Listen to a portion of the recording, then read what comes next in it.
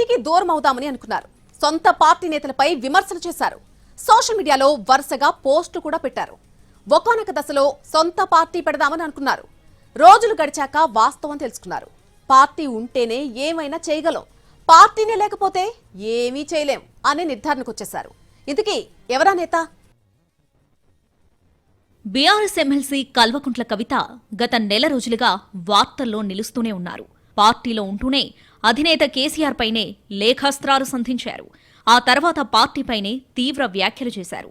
అంతటితో ఆగని కవిత ఇండైరెక్ట్ గా పార్టీ వర్కింగ్ ప్రెసిడెంట్ సోదరుడు కేటీఆర్ పై కూడా విమర్శలు ఎక్కుపెట్టారు.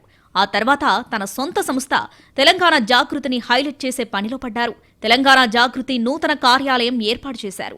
గులాబీ బాస్ కేసీఆర్ కు మద్దతుగా ఇందిరా పార్క్ దగ్గర పెద్ద ఎత్తున నిరసన కార్యక్రమానికి పిలుపునిచ్చారు. పిలుపునిచ్చిన విధంగానే నిరసన కార్యక్రమాలైతే చేశారు.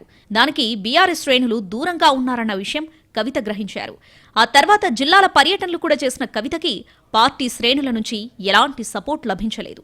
ఎవరో తెలియని కింది స్థాయి క్యాడర్ తప్ప గుర్తుపట్టే స్థాయిలో ఉన్న ఒక్క నేత కూడా ఆమె పర్యటనలో కనిపించలేదు.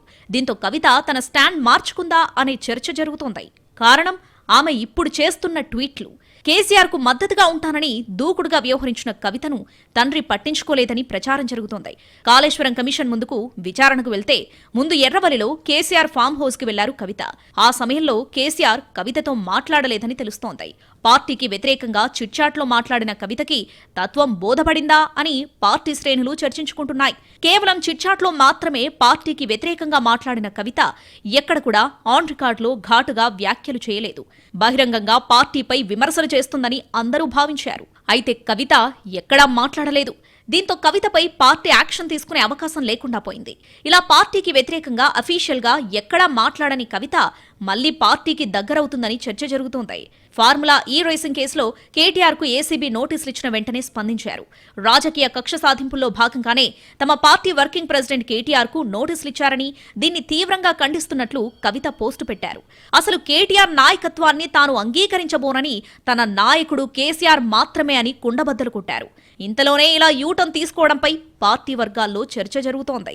మళ్లీ పార్టీకి దగ్గరవ్వాలని కవిత ప్రయత్నిస్తుందంటూ రాజకీయ విశ్లేషకులు అంచనా వేస్తున్నారు. కేసీఆర్ సపోర్ట్ ఉంటే చాలనుకున్న కవిత అసలు కథను తెలుసుకుందని అంటున్నారు. ఇప్పటికైతే పార్టీ కార్యక్రమాల్లో ఎక్కడా పాల్గొనని కవిత డైరెక్ట్ ఎప్పుడు పాల్గొంటారని ఎదురు చూస్తున్నారు నాయకులు.